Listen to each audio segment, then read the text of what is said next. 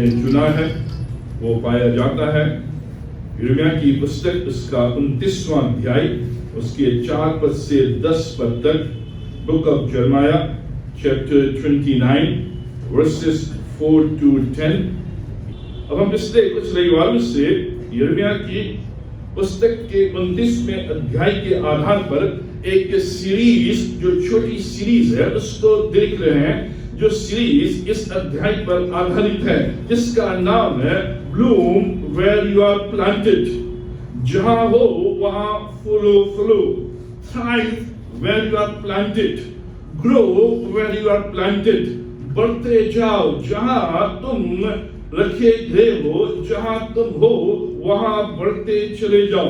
अब इस जो पुस्तक है, विशेष करके इस अध्याय के आधार पर परमेश्वर हमसे ये बात करना चाहता है कि जिस स्थान पर हम हैं उस स्थान पर परमेश्वर ने हमें रखा है, और परमेश्वर जहां हमें रखता है एक उद्देश्य के साथ रखता है, उसके पीछे उसका एक पर्पस होता है, और वो चाहता है कि वो पर्पस, उद्देश्य हमारे जीवन में पूरा हो सके। परमेश्वर कोई भी कार्य हमारे जीवन में बिना अर्थ के, बिना मीनिंग के, बिना प्लानिंग के, बिना पर्पस के नहीं करता है। उसका हमेशा कोई ना कोई उद्देश्य और पर्पस रहता है। हालांकि वो स्थान कठिन हो, हालांकि वो स्थिति कठिन हो, हालांकि वो समय कठिन हो, लेकिन परमेश्वर ने अगर हमें वहां रखा है, परमेश्वर अगर हमें वहां ले गया है, परमेश्वर ने अगर हमें प्लान किया है, तो परमेश्वर को हमें ढूंढना है, और परमेश्वर उस स्थान में हमसे चाहता है कि हम वहां विलाप न करें, हम रोए नहीं, हम मुरझाए नहीं, लेकिन वहां ब्लूम करें, वहां ग्रो करें, वहां थ्राइव करें, वहां बढ़ते चले जाएं। अब ये मेरे वचन नहीं, ये परमेश्वर के वचन है। तुम वहां घटो नहीं, लेकिन बढ़ते चले जाओ। अब ये जो अध्याय है, ये अध्याय जो थीम हमारे सामने रखता है, जो बैकग्राउंड में हमें मिलता है, वो ये है, परिस्थितियां जिन हालात में, जिन परिस्थितियों में, जिन समयों में, जिन स्थानों में हम रह रहे हैं, हो सकता है कठिन हो, क्योंकि ये जो लोग हैं, परमेश्वर के जो जन ऐसे लोग हैं, ये यरूशलेम से बेबीलोन बंधुआई में, एक्साइल में बंदी बनाकर ले जाए गए हैं, और वो वहां पर 70 साल तक एक बंधुए के रूप में, एक्साइल के रूप में, और किसी एक ऐसे हाकिम के अंदर जो हाकिम ठीक नहीं है, उसके बीच में वो रह रहे हैं, और ये समय काफी लंबा है। परिस्थितियां जो कठिन है, समय जो कठिन है, स्थान जो कठिन है, ये तो है, लेकिन हम समझ रहे हैं और हम इस बात को देख रहे हैं कि जो परिस्थितियां जो कठिन है, ये परिस्थितियां शीघ्र बदलने वाली नहीं है। ये जो समय कठिन है, ये शीघ्र बदलने वाले नहीं है। ये जो स्थान कठिन है, ये शीघ्र बदलने वाले नहीं है। इसलिए परमेश्वर इन लोगों से कह रहा है कि इस परिस्थिति में, इस समय में, इस स्थान में परमेश्वर को ढूंढो, क्योंकि परमेश्वर इनको बताना चाह रहा है कि जिन परिस्थितियों में तुम वहां ले जाएगी हो, जिस समय तुम वहां ले जाएगी हो, जिस स्थान पर परमेश्वर ने तुम्हें वहां रखा है, वो स्थान जल्दी बदलने वाला नहीं है, वो परिस्थितियां जल्दी बदलने वाली नहीं है, उस समय जल्दी बदलने वाला नहीं है। इसलिए उस परिस्थिति में, उस समय में, उस स्थान में परमेश्वर को ढूंढते हुए, विलाप न करते हुए, निराश न होते हुए, उस स्थान में परमेश्वर के साथ बढ़ते हुए वहां फूलो फलो। और परमेश्वर इस बात को इनको बता रहा है कि जो हमने पहला पद देखा था इस अध्याय का, उसमें साफ साफ लिखा है कि नबूकदनेस्सर ने, जो बेबीलोन का राजा है, उसने यरूशलेम में चढ़ाई की। जो इराक का राजा है, उसने यरूशलेम में चढ़ाई की 597 बीसी में, 597 बीसी में, और यरूशलेम में चढ़ाई करके यरूशलेम शहर को उसने बर्बाद कर दिया, और जो यरूशलेम परमेश्वर का मंदिर था उसको उसने बर्बाद कर दिया। उस मंदिर से सारा का सामान और लूट कर ले गया, और साथ ही साथ लगभग 10,000 जो लोग थे, जो अच्छे लोग थे, उनको बंधुआई में वो ले गया। अब ये लोग जो बंधुआई में हैं, 29वां अध्याय इस बात को बता रहा है कि ये जो लोग हैं, इस्राएली जो लोग हैं, ये यरूशलेम में नहीं है, ये बेबीलोन में है, ये इराक में है और वहां बंधुआई में ले गए हैं। इस अवस्था में ये जो लोग वहां चले गए हैं, they felt dislocated, they felt disheartened।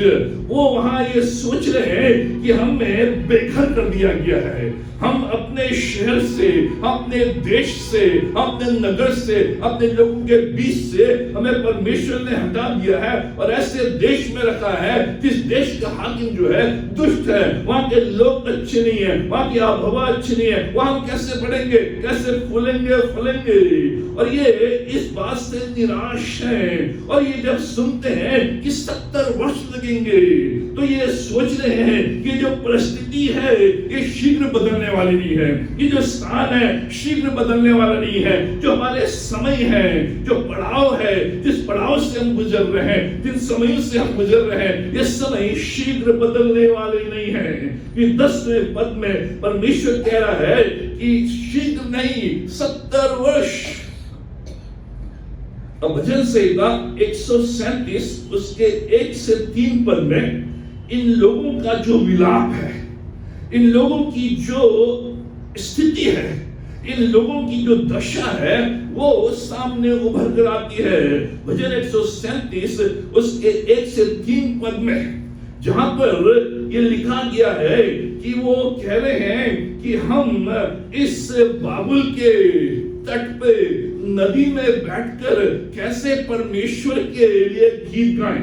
ध्यान सुने, अब ये जो गीत है, ये गीत जो लिखा हुआ है ये इतना स्पष्ट नहीं है, लेकिन अगर आप बोनियम एक ग्रुप था जो 80s में काफी पॉपुलर था, आबा एंड बोनियम जो ग्रुप था वो अधिकतर क्रिश्चियन सॉन्ग्स गाते थे।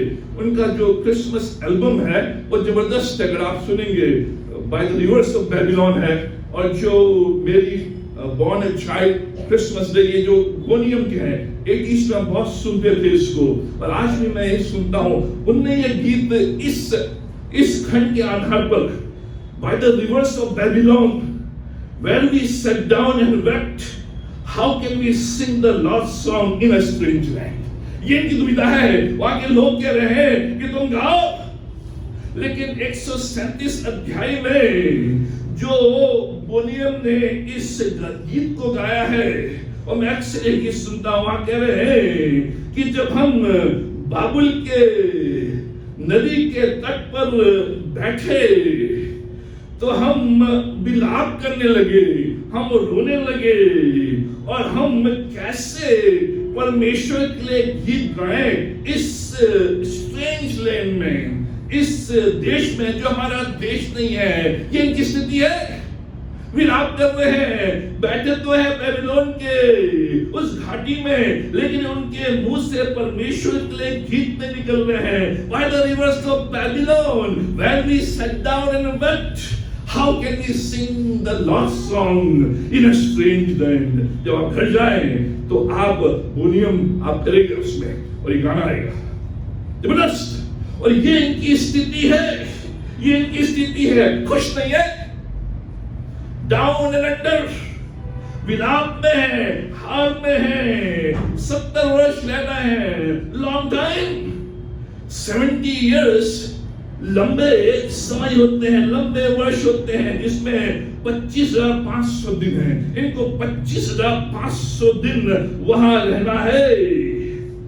जिस स्थान पर आप रहना नहीं चाहते हैं, जिस जॉब में आप रहना नहीं चाहते हैं, जिस घर में आप रहना नहीं चाहते हैं, जिस कार्य को आप करना नहीं चाहते हैं, वहां एक एक दिन भारी पड़ता है, एक एक दिन मुश्किल पड़ता है, क्योंकि आप उस स्थान को पसंद नहीं करते, आप उस जगह को पसंद नहीं करते हैं, आप उस समय को पसंद नहीं करते हैं, इसलिए एक एक दिन भारी पड़ता है। अब ये जो लोग हैं इनको 70 वर्ष रहना है, 25,500 दिन रहना है, इनके लिए एक एक दिन भारी है, इसलिए वो गीत नहीं गा पा रहे हैं। ऐसी स्थिति में, ऐसी दशा में message of God to them and to us, जो परमेश्वर का संदेश है, जो परमेश्वर का वचन है, जो परमेश्वर की वाणी इनके लिए और हमारे लिए क्या है? ब्लूम, थ्राइव, ग्रो, फूलो, फैल जाओ, बढ़ते जाओ। ये परमेश्वर का वचन है, ये परमेश्वर की वाणी है। परमेश्वर कह रहा है तुम डाउन एंड अंडर हो, ये समय शीघ्र बदलने वाला नहीं है। और तुम निराश हो, तुम्हारे मुंह से परमेश्वर के लिए गीत निकल रहे हैं क्योंकि तुम्हारा हृदय दुखी है। लेकिन ऐसे समय में जहां तुम डाउन एंड अंडर हो, जहां समय शीघ्र बदलने वाला नहीं है, परिस्थिति शीघ्र बदलने वाली नहीं है, मेरा ये वचन तुम्हारे लिए है, ग्रो, फ्लरिश, बढ़ते जाओ। 6 स्टेप्स, 6 कदम इस खंड के आधार पर जो परमेश्वर इनको बताता है, ये 6 कदम लेने हैं। इन 6 बातों को स्मरण करना है।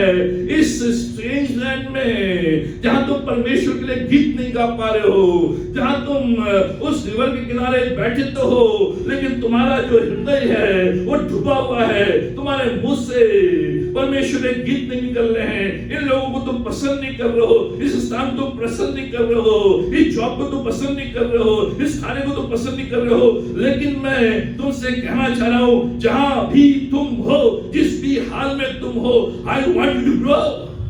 मैं चाहता हूं कि तुम फ्लरिश करो, मैं चाहता हूं कि तुम ग्रो करो। ये परमेश्वर 6 कदम रिलेशनशिप में, क्योंकि आज प्रभोज भी है 6 कदम इस खंड के आधार पर। कैसे, कौन से कदम हैं जिनको हमें लेना है जब हम देख रहे हैं कि मेरी परिस्थिति शीघ्र बदलने वाली नहीं है, जब हम देख रहे हैं कि हमारे समय शीघ्र सुधरने वाले नहीं है, जब हम देख रहे हैं कि जो स्थान जिसमें मैं हूं, जो जॉब जिसमें मैं हूं, जिस कार्य क्षेत्र में हूं, वहां शीघ्र बदलने वाला नहीं है, या जो परिवार जिसमें मैं हूं, उस परिवार की दशा शीघ्र बदलने वाली नहीं है। ऐसी स्थिति में परमेश्वर कह रहा है उस परिवार में, उस स्थान में, उस जगह में, उस समय में तुझे ग्रो करना है, तुझे आगे बढ़ना है, तुझे थ्राइव करना है, तुझे घटना नहीं है, तुझे बढ़ते चले जाना है। 6 कदम इस खंड के आधार पर। कैसे? पहला कदम, गॉड नोस, परमेश्वर जानता है।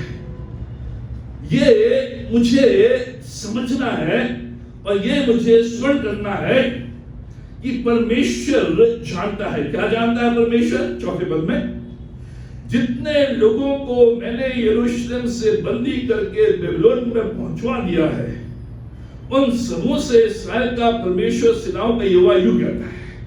ये जानना है कि जो परमेश्वर है वो मुझे इस स्थान पर लेकर आया है, जो परमेश्वर है उसने मुझे यहां रखा है। परमेश्वर जानता है कि मैं यहां क्यों, परमेश्वर जानता है कि परमेश्वर ने मुझे यहां क्यों रखा है। ये नॉलेज, ये अंडरस्टैंडिंग कि उसने मुझे रखा है। मित्रों, यहां तक कि जो दुश्मन है उनको भी परमेश्वर हमारे जीवन में लाता है। जो एनिमीज है, जो विरोधी है, उनको भी परमेश्वर हमारे जीवन में लाता है। बिना परमेश्वर की अनुमति के दुश्मन हमारे जीवन में नहीं आते, विरोधी हमारे जीवन में नहीं आते। परमेश्वर इन बेबीलोनियंस को परमेश्वर इस्राएलियों के जीवन में लेकर आया। और जब भी परमेश्वर किसी क्रिटिक को, किसी दुश्मन को, किसी विरोधी को मेरे जीवन में लेकर आता है तो मुझे कुड़कुड़ाना नहीं है, लेकिन मुझे देखना है कि परमेश्वर आखिर तू इसे मेरे जीवन में क्यों लेकर आया, तेरा उद्देश्य इसके पीछे क्या है। ये परमेश्वर करता है, ये परमेश्वर का वचन है। कोई भी विरोधी, कोई भी दुश्मन, इसलिए आगे चलकर देखेंगे लिखा है उनके लिए प्रार्थना करो, क्योंकि परमेश्वर लेके आया है और परमेश्वर अपना कार्य उनके द्वारा करेगा। जो अपना कार्य तुम्हारे लिए करेगा, जो कुशल के लिए है, जो लाभ के लिए है, उसके बाद उनको वो निपटाएगा, आप नहीं। परमेश्वर ने मुझे रखा है। Facing reality is always the first step in a spiritual renewal. Reality face करो। इस्राएलियों, तुम बाबुल में हो, ये रियलिटी है। तुम यरूशलेम में नहीं हो। इस्राएलियों, तुम्हें मैं बेबीलोन में ले गया हूं, ये वास्तविकता है, ये रियलिटी है। तुम यरूशलेम में नहीं हो, नबूकदनेस्सर नहीं ले गया, बाबुल के लोग नहीं ले गए, मैं तुम्हें ले गया हूं, ये रियलिटी है। जब भी मैं अपनी रियलिटी को, अपनी वास्तविकता को फेस करता हूं, उसको एक्सेप्ट करता हूं, वो मेरे जीवन में आत्मिक ज्ञान लेकर आता है, वो मेरे जीवन में गुड थियोलॉजी को लेकर आता है, वो मेरे जीवन में आत्मिक समझ को लेकर आता है, जिसको हमने पहले समझ लिया था, गुड थियोलॉजी। जब भी मैं ये स्वीकार करता हूं और मैं जानता हूं कि परमेश्वर जानता है, मेरी समझ में भी नहीं आ रहा है, मैं भी समझ नहीं पा रहा हूं, मैं देख नहीं पा रहा हूं, धुंधला धुंधला दिखाई दे रहा है, सब कुछ विपरीत दिखाई दे रहा है, लेकिन मैं जानता हूं कि परमेश्वर जानता है कि परमेश्वर ने मुझे क्यों रखा है। यह रियलिटी परमेश्वर, मैं स्वीकार करता हूं इस वर्तमान परिस्थिति को, इस वर्तमान अवस्था को, भले ठीक ना हो, मेरे मुंह से गीत ना निकल रहे हो, मैं विलाप कर रहा हूं, लेकिन मैं इस वर्तमान परिस्थिति को स्वीकार करता हूं। ये रियलिटी को फेस करना है। हम हमेशा रियलिटी से भागते हैं, हमेशा वास्तविकता से भागते हैं, लेकिन परमेश्वर ने उसको एक्सेप्ट करो, उसको स्वीकार करो, जैसे भी हो। अगर बीमार हो तो तुम्हें एक्सेप्ट करना हो, तुम बीमार हो, और परमेश्वर इस बीमारी के द्वारा कुछ न कुछ मेरे जीवन में कार्य करेगा। अगर कोई परीक्षा से हम घिरे हैं, परमेश्वर कार्य करेगा। यह गुड थियोलॉजी परमेश्वर जानता है, और परमेश्वर जब जानता है तो मैं यह जानता हूं कि परमेश्वर भला है, परमेश्वर अच्छा है, और परमेश्वर कोई भी कार्य मेरे विरोध में नहीं करेगा। ये समझ, गॉड नोस, परमेश्वर जानता है। और ये जो समझ है मेरे अंदर आती है कि कोई भी कार्य मेरे लिए परमेश्वर बुरा नहीं करेगा, कुछ भी मेरे लिए बुरा नहीं होने देगा, चाहे 10 साल हो, चाहे 15 साल हो, परमेश्वर बुरा नहीं होने देगा, क्योंकि उसकी जो योजना है मेरे लिए कुशल की है। ये जानना, ये ज्ञान, यह आत्मिक ज्ञान, जब मैं रियलिटी को फेस करता हूं तो मेरे अंदर स्पिरिचुअल रिन्यूअल आता है, मेरे अंदर आत्मिक नवीनीकरण आता है, मेरे अंदर एक आत्मिक समझ आती है, मेरे अंदर एक आत्मिक ज्ञान आता है। जो आत्मिक ज्ञान है वह गुड थियोलॉजी। गुड थियोलॉजी यह है, परमेश्वर भला है और परमेश्वर मेरे लिए कभी भी बुरा नहीं करेगा, चाहे लोग बुरा करें, चाहे लोग बुरा सोचे, नबूकदनेस्सर बुरा सोचे, वहां के लोग बुरा सोचे, 70 साल हो जाएंगे, लेकिन इन 70 सालों में परमेश्वर मेरे लिए कभी बुरा नहीं करेगा। ये नॉलेज कि परमेश्वर ने मुझे रखा है, परमेश्वर मुझे लाया है, और परमेश्वर ही है जो मुझे आगे बढ़ाएगा। मैं बाबुल में हूं, ना पीछे जा सकता हूं, ना आगे जा सकता हूं। परमेश्वर ने मुझे रखा है तो कुछ ना कुछ उद्देश्य है, जो मेरे लिए भी है, जो उनके लिए भी है। अगर परमेश्वर मुझे बाबुल में रखा है तो उसका एक उद्देश्य है मेरे लिए भी और मेरे द्वारा उनके लिए भी। इसलिए परमेश्वर ने कहा, जहां भी तुम जाओगे तुम मेरे विटनेस होगे, मेरे गवाह होगे। You are the holy nation, तुम पवित्र राष्ट्र हो, जहां भी तुम जाओगे मेरे लिए ज्योति के समान चमकोगे, लोग तुम्हारे ओर आकर्षित होंगे, तुम मेरे गवाह होगे, और लोग प्रभु के पास आएंगे। इनको 70 वर्ष इसने रखा कि बाबुल में, इराक में जबरदस्त काम हो सके, उस सच्चे परमेश्वर को जान सके, उस सच्चे परमेश्वर की सामर्थ का अनुभव कर सके, और नबूकदनेस्सर ये जान सके कि हाँ, वास्तविक रूप में सच्चा परमेश्वर बाइबल का परमेश्वर है। उसने जाना, जब परमेश्वर ने उसको जागरूक बना दिया। एक शक्तिशाली राजा, नबूकदनेस्सर एक शक्तिशाली राजा, वो जानवर बन गया, वो जानवरों की तरह चलने लगा, 2 हाथ नीचे और पैर, जंगल बन गया, घास खाने लगा। और जब दरबार लगने का समय हुआ, वो जानवर के सामान वो दरबार में आ रहा, लोग हंस रहे। शक्तिशाली राजा नबूकदनेस्सर जानवर बन गया। परमेश्वर ये करता है ताकि उसकी सामर्थ को, उसकी शक्ति को समझ सके। बाद में ये नबूकदनेस्सर परमेश्वर का दास बना, परमेश्वर के चरणों में आया और परमेश्वर ने उसको इस्तेमाल किया। परमेश्वर को जाने, ये परमेश्वर जानता है। दूसरी बात, दूसरा कदम, सेटल, घर बनाओ, सेटल हो। पांचवा पद, घर बनाकर उसमें बस जाओ। परमेश्वर कह रहा है क्योंकि अब तुम जान के हो, रियलिटी तुमने फेस कर ली है, मैं तुम्हें यहाँ लेकर आया हूँ और मैं तुम्हारे साथ हूँ, इसलिए विलाप नहीं। इसलिए परमेश्वर की अगुवाई में, परमेश्वर को जानते हुए, परमेश्वर के ज्ञान को, गुड थियोलॉजी को प्राप्त करते हुए अब तुम यहाँ सेटल हो, यहाँ तुम घर बनाओ। परमेश्वर कह रहा है इनके बीच में अब तुम अपना फोकस पीड़ाओं में नहीं, अपना फोकस चिंताओं में नहीं, अपना फोकस दुश्मनों के ऊपर नहीं, अपना फोकस विरोधियों के ऊपर नहीं, अपना फोकस उन लोगों के ऊपर नहीं जो तुम्हारा भला नहीं चाहते। तुम्हारा जो फोकस हो वो सेटल होने में, घर बनाने में, जो तुम्हें आता है उसे करना शुरू करो। ये परमेश्वर कह रहा है।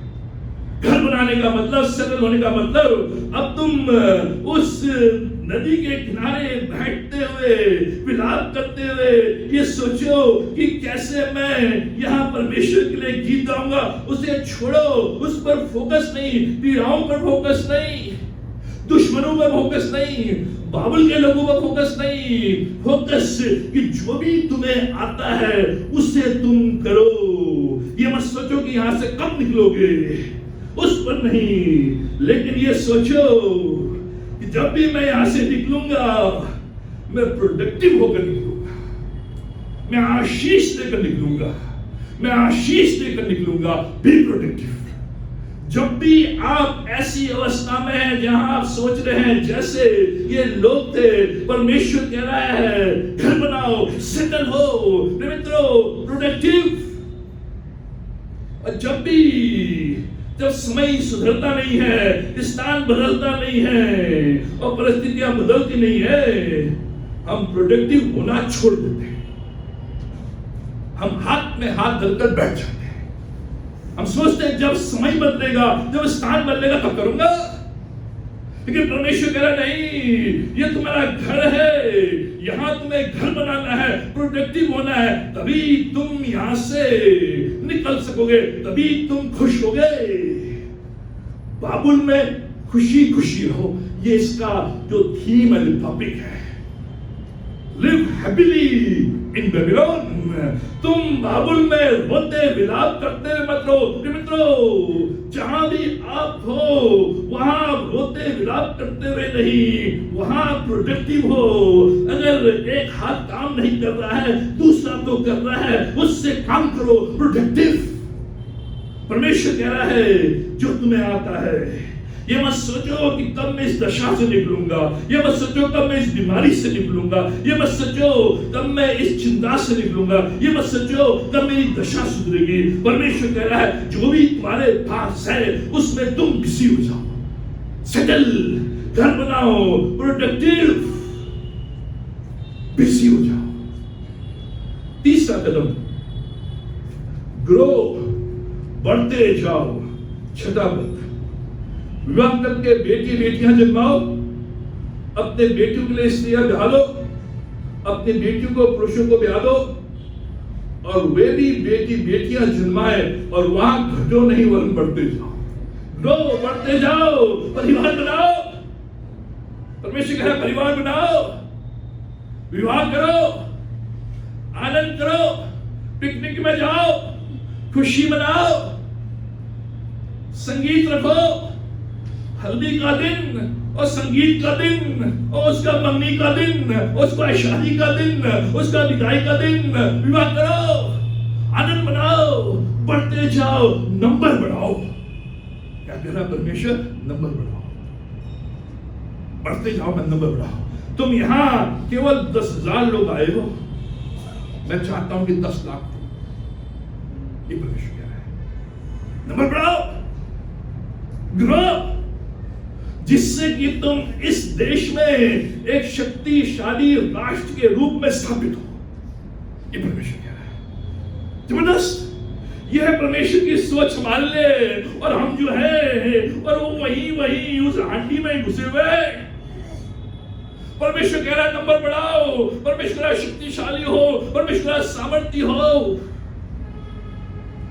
तुम्हें मैं एग्जाइल में मिटाने के लिए नहीं ले गया हूं, मैं तुम्हें एग्जाइल में बढ़ाने के लिए ले गया हूं। यह परमेश्वर कह रहा है, मैं तुम्हें बेबीलोन में मिटाने के लिए नहीं, बर्बाद करने के लिए नहीं, खत्म करने के लिए नहीं, लेकिन मैं तुम्हें बेबीलोन में बढ़ाने के लिए ले गया हूं। इसलिए वहां के समय का, वहां की परिस्थितियों का लाभ उठाओ। Be a witness, be a light, be a Holi nation.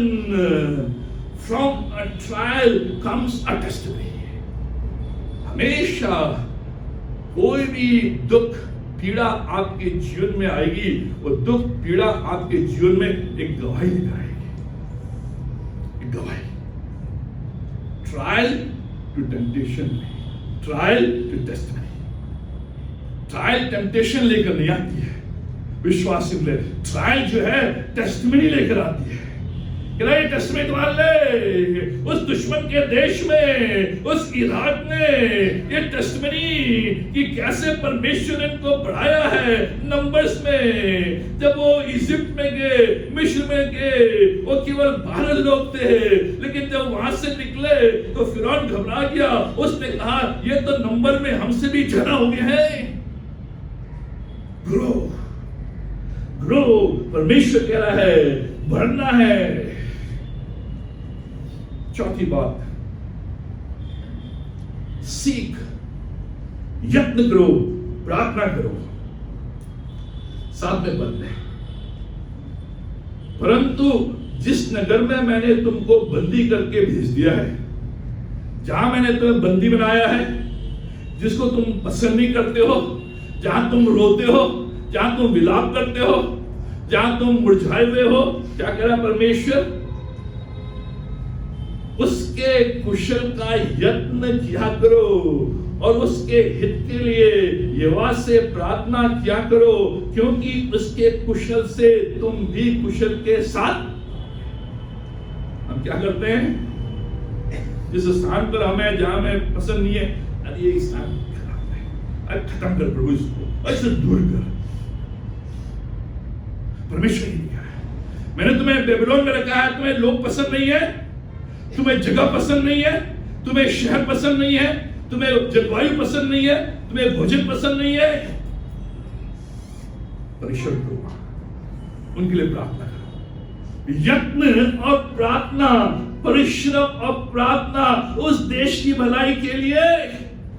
ये परमेश्वर कह रहा है कैसे हम संपन्न होंगे, कैसे ब्लूम करेंगे। जहां परमेश्वर ने हमें रखा है, वहां परमेश्वर के सामर्थ्य के द्वारा हम परिश्रम करेंगे, उस देश की भलाई के लिए यत्न करेंगे, उस देश के लिए प्रार्थना करेंगे, उस देश के लोगों की उन्नति के लिए यत्न करेंगे, उस देश के लोगों के लिए हम प्रार्थना करेंगे। जिस देश में परमेश्वर ने हमें रखा है, जिस कंपनी में परमेश्वर ने हमें रखा है, जिस स्कूल में परमेश्वर ने हमें रखा है, जिस चर्च में परमेश्वर ने हमें रखा है, जिस परिवार में परमेश्वर ने हमें रखा है, उस परिवार के लिए, उस चर्च के लिए, उस कंपनी के लिए, उस स्कूल के लिए, उस देश के लिए मैं परिश्रम करूंगा और बराबर उस देश की भलाई के लिए, उस चर्च की भलाई के लिए, उस नगर की भलाई के लिए, उस परिवार की भलाई के लिए मैं प्रार्थना करूंगा, भले पसंद हो या ना हो, क्योंकि उनकी कुशलता में तुम्हारी कुशलता है, उनके फलने फूलने में ही तुम्हारी प्रॉस्पेरिटी है, तुम्हारी बढ़ोतरी है। अगर जिस नगर के लिए तुम प्रार्थना करोगे कि डूम हो जाए, गिर जाए, धराशायी हो जाए, इसमें परमेश्वर का श्राप आए, तो उसके साथ तुम्हारे जीवन में भी आएगा कि तुम वहां हो। लेकिन अगर उस देश में भले पसंद हो ना हो, उस घर में पसंद हो ना हो, वो चर्च पसंद हो ना हो, जॉब पसंद हो ना हो, परमेश्वर कह रहा है उसकी भलाई के लिए, उसके लिए यत्न करो, परिश्रम करो, प्रार्थना करो कि देश, ये जगह, ये कंपनी फूले फले, क्योंकि जब वो फूलेगी फलेगी तो तुम भी फूलोगे। ये मेरे वचन की परमेश्वर, उनकी भलाई में ही तुम्हारी भलाई है, उनकी कुशलता में ही तुम्हारी कुशलता है। तो हमारे पास 3 ऑप्शंस है, या तो घृणा करो, हेट, उनसे घृणा करते रहो, हेट करते रहो, और तुम्हारे मुंह से प्रभु के लिए गीत नहीं आएंगे, प्रभु के लिए धन्यवाद नहीं निकलेंगे ये कुरान के साथ, क्योंकि वो हेट कर रहे, घृणा कर रहे, घृणा से भरे हुए, और इसलिए वहां बाजे के साथ, गिटार के साथ, कीबोर्ड के साथ बैठे हुए हैं उस रिवर के किनारे, उस बीच के किनारे, और चाह रहे कि हम गाने गाए, लेकिन जैसे गाने आते हैं वो दुश्मन का चेहरा, वो विरोधी चेहरा, वो ये तुम्हारे जो, इससे कुछ फायदा नहीं है, घृणा करने से कुछ फायदा नहीं है, कुछ फायदा नहीं है। दूसरा ऑप्शन तुम्हारे पास है, होल्ड एंगर, अपने अंदर उनके प्रति क्रोध को बनाए रखो, क्रोध उनके अंदर, अपने अंदर, जब भी देखो क्रोध, जब भी बाबुल देखो क्रोध, जब भी नबूवत को देखो क्रोध, होल्ड क्रोध, अपने अंदर क्रोध को बनाए रखे हो। इससे क्या होगा? Emotionally you will be drained. क्रोध को अंदर बनाए रखोगे तो तुम्हारी जो मानसिकता है, तुम्हारे जो फीलिंग्स हैं, तुम्हारे जो इमोशंस हैं, तुम्हारी जो भावनाएं हैं, वो ड्रेन करेंगे तुम्हें, आपको संकुचित कर देंगे, सिकोड़ देंगे। आप देखें, घृणा और क्रोध आपके अंदर है, ये घृणा और क्रोध ऐसे इमोशंस हैं जो आपको निचोड़ देंगे, बर्बाद कर देंगे। तीसरा ऑप्शन है, जो मेरा ऑप्शन है, प्रभु कह रहा है, pray for their good, good करो, भला करो, और उनके लिए प्रार्थना करो। और जब तुम वहां के लिए प्रार्थना करोगे और वहां की भलाई के लिए परिश्रम करोगे और वहां तुम व्यस्त होगे, घर बनाओगे, सेटल होगे, उपजाओगे, परिवार बनाओगे, टैक्स दोगे, वहां की इनकम बढ़ेगी और वहां आशीष मिलेगी उनको, और परमेश्वर तुम्हें आशीष देगा। हम सोचते हैं दुश्मन के लिए अगर हम भलाई की प्रार्थना करें तो हम गलत कर रहे हैं। अपने दुश्मन के लिए अगर आप भलाई की प्रार्थना करेंगे, वो भलाई आपके पास आएगी। ये परमेश्वर कह रहा है, ये मेरे वचन नहीं है, ये परमेश्वर का वचन है। इसलिए प्रभु ने कहा, अपने शत्रु के लिए प्रार्थना करो। बहुत कठिन है, मैं जानता हूं कितना कठिन है, मैं रोज और स्ट्रगल करता हूं, आसान नहीं है, बहुत कठिन है। लेकिन जो परमेश्वर कह रहा है, यत्न करो, तुझे मैंने यहां रखा है और तू इस स्थान के भलाई के लिए यत्न कर, इस स्थान के भलाई के लिए प्रार्थना कर, क्योंकि इस स्थान की भलाई के द्वारा ही तेरी भलाई होगी, इस चर्च की भलाई के द्वारा ही तेरी भलाई होगी। परमेश्वर कह रहा है, डू गुड। संसार कहता है गेट इवन, बराबरी करो, तो उसने एक थप्पड़ मारा, तुम भी एक थप्पड़ मारो, गेट इवन। ये संसार कहता है। परमेश्वर कहता है सी गुड, भलाई करो, भलाई करो। आसान नहीं है। संसार कह रहा है गेट इवन, आंख के बदले आंख, दांत के बदले दांत, ये पुराने नियम की शिक्षा। लेकिन यीशु मसीह कह रहा है सी गुड। परमेश्वर कह रहा है भलाई ढूंढ। संसार कहता है गेट एंग्री, क्रोधित हो। परमेश्वर कहता है प्रे फॉर देम, उनके लिए प्रार्थना कर। संसार कहता है एकदम सफर, उनको पीड़ित कर, उनको परेशान कर।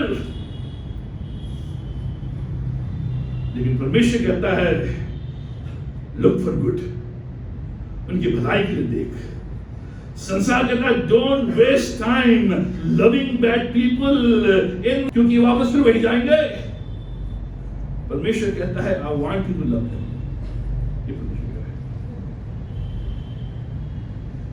इस्राएलियों, बाबुल में मैंने तुम्हें रखा है, वहां के लोग तुम पसंद नहीं करते हो, लेकिन वहां की आमदनी में ही तुम्हारी आमदनी है, वहां की भलाई में ही तुम्हारी भलाई है, वहां की संपन्नता में ही तुम्हारी संपन्नता है।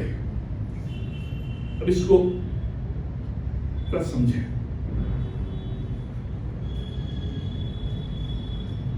बरेली शहर है, अवनी वहां से आती है, संजीव भी जानते हैं।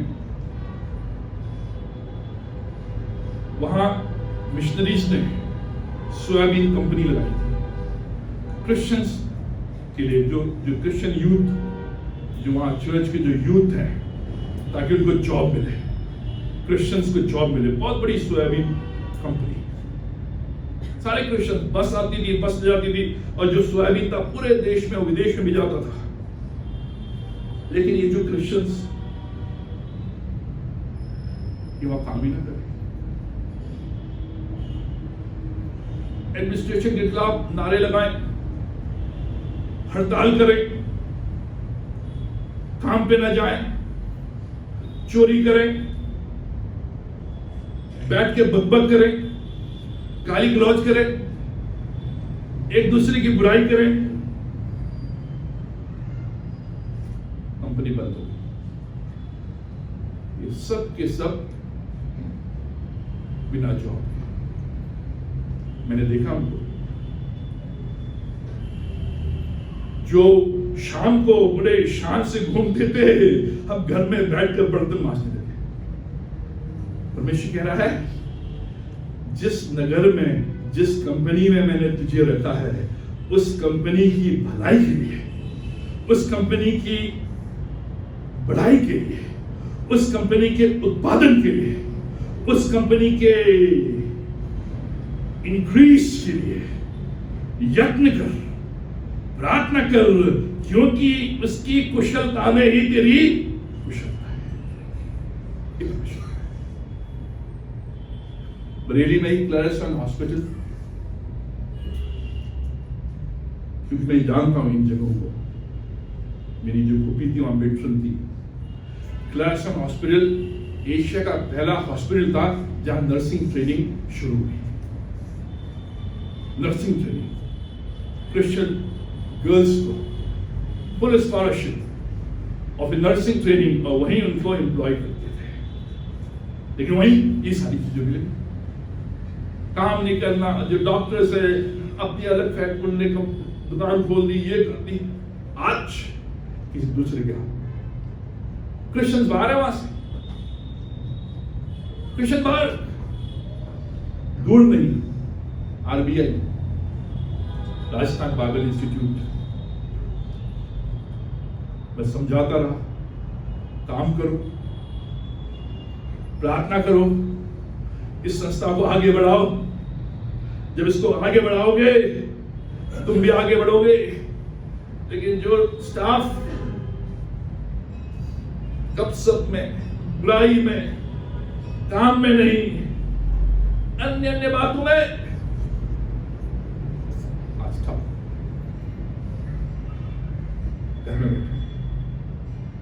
वास्तविकता है। मित्रों, क्या परमेश्वर कह रहा है, जिस कंपनी में तुम काम कर रहे हो, वो कंपनी अगर कुशल रहेगी तो तुम भी कुशल रहोगे। जिस परिवार में तुम्हें परमेश्वर लेके आया है, अगर वो परिवार कुशल रहेगा तो तुम भी कुशल रहोगे। जिस चर्च में परमेश्वर तुम्हें लेके आया है, अगर वो चर्च कुशल रहेगा तो तुम भी कुशल रहोगे। जिस स्कूल में तुम काम करते हो, अगर वो स्कूल कुशल रहेगा तो तुम भी कुशल रहोगे।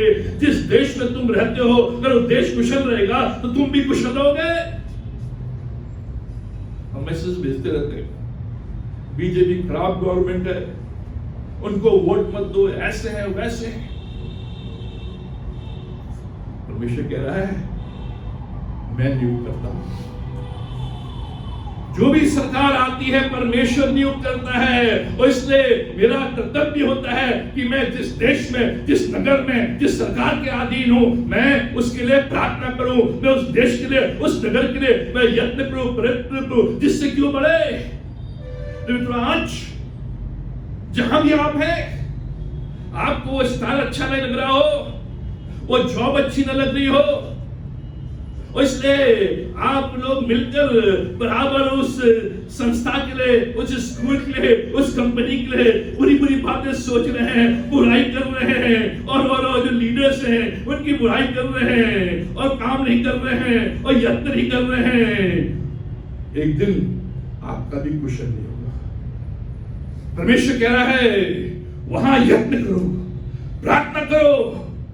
मैंने इसलिए तुम्हें रखा है वहां कि उसकी भलाई में ही तुम्हारी भलाई है। अगर उसकी भलाई नहीं होगी, तुम्हारी भलाई नहीं होगी। हम जो लोग हैं हम यही करते हैं, और परमेश्वर इसके द्वारा हमें सिखाना चाह रहा है कि जहां भी आज आप हो, किसी भी परिस्थिति में, किसी भी कंपनी में, किसी भी चर्च में, उसकी बढ़ोतरी के लिए, उसकी उन्नति के लिए प्रार्थना। जो आगे लोग हैं, जो देश है, भले आपको नरेंद्र मोदी पसंद हो या ना पसंद हो, मुझे प्रार्थना करनी है। आपको बीजेपी गवर्नमेंट पसंद हो ना हो, प्रार्थना करनी है। आपको जो स्कूल है वो पसंद ना हो, आपको प्रार्थना करनी है। आपको एक चर्च पसंद हो ना हो, इसलिए प्रार्थना करनी है, क्योंकि इस चर्च की उन्नति में ही मेरी उन्नति है। जहां भी हो, अपने एटीट्यूड को परमेश्वर कह रहा है, परमेश्वर कह रहा है, ये परमेश्वर वचन है। अगर हम वहां पर इस रूप में नहीं रहेंगे तो परमेश्वर कुशल नहीं है। मैं इसको लेकर आऊंगा जिससे कि हम समझें। जो भी बहू घर में आती है, मैं बड़े सोच समझ कर बोलता हूं, जो भी बहू, भले आपको सास पसंद हो ना हो, आपको ससुर पसंद हो ना हो, आपको वहां का वातावरण पसंद हो ना हो, आपको यत्न करना है उस घर को बनाने के लिए। आपको प्रार्थना करनी है उस घर को बनाने के लिए, बिगाड़ने के लिए नहीं, अलग होने के लिए नहीं। हमारी जो भारतीय संस्कृति है वही सिखाती है। परिवार के साथ मेरा जब विवाह होता है, मैं अपने माँ बाप के साथ, माँ बाप से अलग नहीं। और कई बार जो बहू है एडजस्ट नहीं हो पाती। परमेश्वर कह रहा है जैसा भी हुआ है, लेकिन अगर वो घर सफल रहेगा, वो घर आशीषित रहेगा, वो घर उन्नति करेगा, तो तू भी उन्नति करेगी, तू भी आशीष पाएगी, तेरा भी भला होगा। अगर नहीं तो तेरा भी भला नहीं होगा। फिर तो ये बातें ये दिल को लगती है, और परमेश्वर इसको लेकर आना चाहता है, जिससे कि अगर मैं एक पति हूं या पत्नी हूं और मुझे उस घर में परेशानी हो रही है पत्नी की वजह से, पति की वजह से, तो जो ऑप्शन है वो नहीं कि बस घर को तोड़ो। जो ऑप्शन मेरे पास है, प्रे फॉर देयर गुड, भलाई के लिए। तभी जब तुम साथ रहोगे तो तुम आशीषित होगे। जब तुम एक साथ मिलकर रहोगे, आनंदित रहोगे, अलग अलग नहीं। आज ये ऑप्शन हमने ले लिया है, सब बन नहीं रही है, इसलिए खुश नहीं। बाबुल में खुशी खुशी रहो, ये बात है। Live happily and Babylon। आपका घर बाबुल क्यों ना हो, आपके लिए खुशी खुशी रहे, क्योंकि उसको बनाना, उसको बढ़ाना, उसको मजबूत करना, उसको आशीष करना मेरा काम। प्रार्थना बनाना मेरा काम। इसलिए परमेश्वर कह रहा है जबरदस्त वर्ष, परंतु जिस नगर में मैंने तुमको भेज दिया है, जिस घर में मैंने तुमको भेज दिया है, जिस चर्च में मैंने तुमको भेज दिया है, जिस कंपनी में मैंने तुमको भेज दिया है, जिस स्कूल में तुमको भेज दिया है, जिस सेवा में मैंने तुमको भेज दिया है, उसके कुशलता यत्न क्या करो। सी गुड, उसके हित के लिए, अहित के लिए नहीं, हित के लिए, हित के लिए क्या करो, प्रार्थना करो परमेश्वर।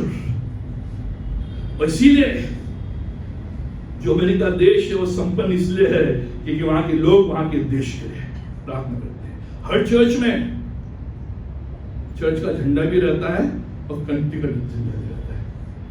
हर चर्च में चर्च का अपना झंडा है और कंट्री का अपना झंडा है। इसलिए हमेशा जब भी गॉड ब्लेस अमेरिका, मित्रों, जब आप कल अपने जॉब्स में जाते हैं, अपने स्थान में जाते हैं, स्कूल में जाते हैं, God bless your school, God bless Ryan International, God bless SMS, God bless my family. यही है जो हमें इस योग्य बनाएगा कि हम फ्लरिश होंगे, हम फूलेंगे फलेंगे। जहां भी हम हैं वहां फूलेंगे फलेंगे, जहां भी हम हैं वहां हम बढ़ेंगे, घटो नहीं, बढ़ते चले जाओ। पांचवी बात रिलेशनशिप में बिलीव, विश्वास, 8वां और 9वां पद। क्योंकि इस्राएल का परमेश्वर सेनाओं का यहोवा तुमसे यूं कहता है कि तुम्हारे जो भविष्यद्वक्ता और भावी कहलाने वाले तुम्हारे बीच में हैं वे तुमको बहकाने ना पाए, और जो स्वप्न में तुम्हारे निमित्त देखते हैं उनकी ओर कान मत धरो, क्योंकि वे मेरे नाम से तुमको नहीं झूठी भविष्यवाणी सुनाते हैं। मैंने उन्हें नहीं भेजा, मुझ यहोवा की ये वाणी है। विश्वास परमेश्वर के वचन पर। परमेश्वर कह रहा है तुम्हारे बीच में बड़े भविष्यद्वक्ता खड़े हो गए हैं जो भावी भविष्य विषय में बता रहे हैं, लेकिन वो मेरी ओर से नहीं है। हालांकि सेनाओं के यहोवा परमेश्वर की ओर से बोल रहे हैं, लेकिन वो मेरी ओर से नहीं है। तुम्हें विश्वास परमेश्वर के वचन पर करना है, तुम्हें विश्वास परमेश्वर के उस अभिषेक करना है जो परमेश्वर की ओर से बोलता है, जो परमेश्वर के द्वारा बोलता है, अन्य किसी बात पर नहीं। ये जो झूठे भविष्यद्वक्ता है जो हम 28 अध्याय के 1 से 3 पद में देखते हैं, जो हननिया है, हननिया जो अज्जूर का पुत्र हननिया जो गिबोन का एक भविष्यद्वक्ता था, ये भी भविष्यद्वक्ता है। उसने मुझसे यहोवा के भवन में याजकों और सब लोगों के सामने यूं कहा। यिर्मयाह कह रहा है, ये खड़ा हुआ, इसने क्या कहा? हननिया कह रहा है इस्राएल का परमेश्वर सेनाओं का यहोवा यूं कहता है, परमेश्वर के नाम से भविष्यवाणी कर रहा है। क्या कह रहा है? इस्राएल के सेनाओं का यहोवा परमेश्वर यूं कहता है, मैंने बेबीलोन के राजा के जुए को तोड़ डाला है।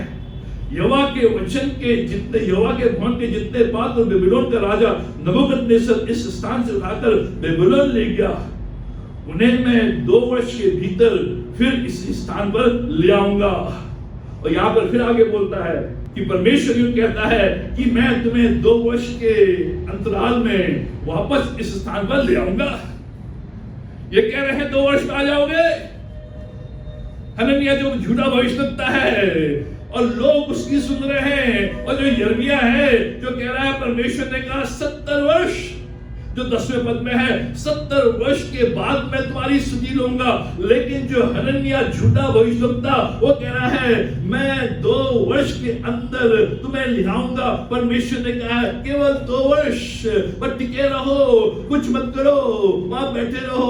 2 वर्ष बीत जाएंगे और जो भी मंदिर के पात्र नबूकदनेस्सर ले गया, उन पात्रों को भी मैं 2 वर्ष के अंदर ले आऊंगा। Prosperity period. आज लोग यही सुनना चाहते हैं। एकदम खत्म हो जाएगी तुम्हारी बीमारी, तुम्हें एकदम जॉब मिल जाएगी, बस तुम ये चढ़ाओ हो जाएगा यही। और जो लोग हैं वो यिर्मयाह की ओर नहीं, वो हननिया की ओर जा रहे हैं, क्योंकि वो उनको बोल रहा है health and wealth, name it, claim it, believe it and receive it. ये है 2 वर्ष में। आओ प्रार्थना करो, तुम्हें जॉब मिल जाएगी। आओ प्रार्थना करो, तुम्हारी बीमारियां दूर हो जाएंगी। आओ प्रार्थना करो, परमेश्वर ने मुझे बोला है तुम्हारे लिए, मेरे पास एक प्रोफेसी है परमेश्वर की ओर से, और उस प्रोफेसी को बताते हैं। बहुत से लोग गुमराह हो रहे हैं, जैसे आप गुमराह होंगे। बहुत से लोग, प्रॉफिट ने ये बोला कि कनाडा का वीजा लग जाएगा। जितने भी लोग NBKRST से देख रहे हैं उनका कनाडा का वीजा लग जाएगा, परमेश्वर ने बोला है। और लोग पीछे, मित्रों, परमेश्वर कह रहा है ऐसे तुम ग्रो नहीं कर सकते, ऐसे तुम फ्लरिश नहीं कर सकते, ऐसे तुम बढ़ नहीं सकते। हननिया ने खुद अपने मन से प्रोफेसी की, तभी बोले जब आप 100% सर्टेन है, आज चल रहा है, प्रभु ने मुझे तुम्हारे लिए एक प्रोफेसी दी है, ये प्रोफेसी और लोग चले जाते हैं, और इसलिए बढ़ने के बजाय घटते हैं। परमेश्वर के वचन पर विश्वास भविष्यवक्ता पर नहीं, नरेश सिंह पर नहीं, जो परमेश्वर का वचन है उस पर। और यिर्मयाह कहता है तूने झूठ बोला है और इसलिए तेरा नाश होगा, और वो 2 वर्ष से पहले ही उसका नाश हो गया। और जो भविष्यवाणी परमेश्वर ने यिर्मयाह के द्वारा की थी 70 वर्ष के बाद वो निकले। हम हनन्याह को सुनना चाहते हैं, यिर्मयाह को नहीं। Either God is enough or he isn't, या तो परमेश्वर ही संपूर्ण है जो वो कर सकता है, या तो नहीं कर सकता। केवल इन बातों पर, और इसलिए हमारा जो भरोसा है वो परमेश्वर के वचन से हटकर उन बातों में लग गया है जो हमें तुरंत believe it, claim it, receive it,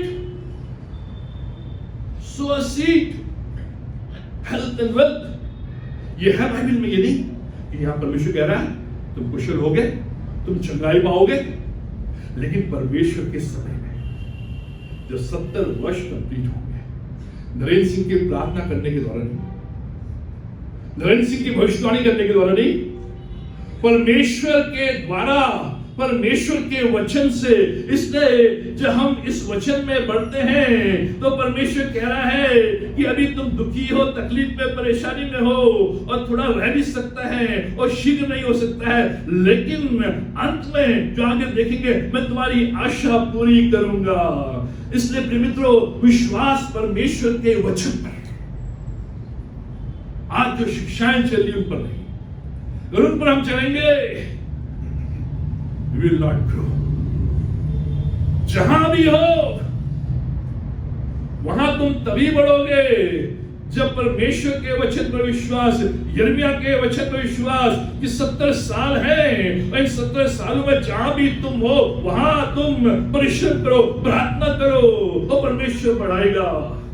छठी और अंतिम बात, होप, आशा, प्रॉमिस या प्रतिज्ञा 10वें पद में, यह है 10वां पद।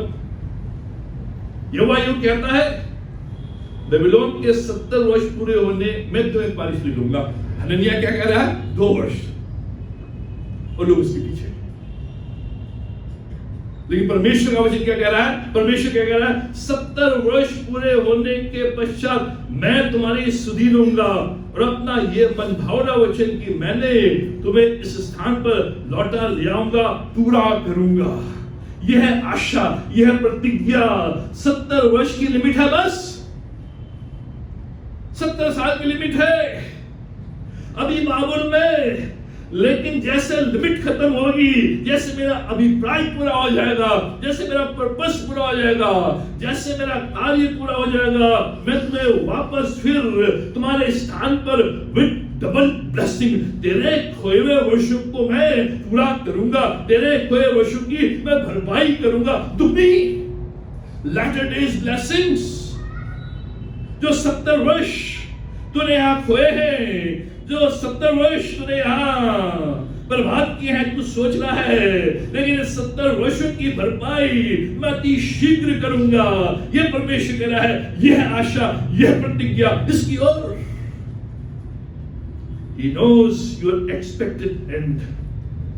जो भी आपका आने वाला भविष्य है, अंत है, परमेश्वर जानता है। आप नहीं जानते, मैं नहीं जानता, परमेश्वर जानता है कि मेरा आने वाला अंत क्या है, मेरा आने वाला एक्सपेक्टेड एंड क्या है।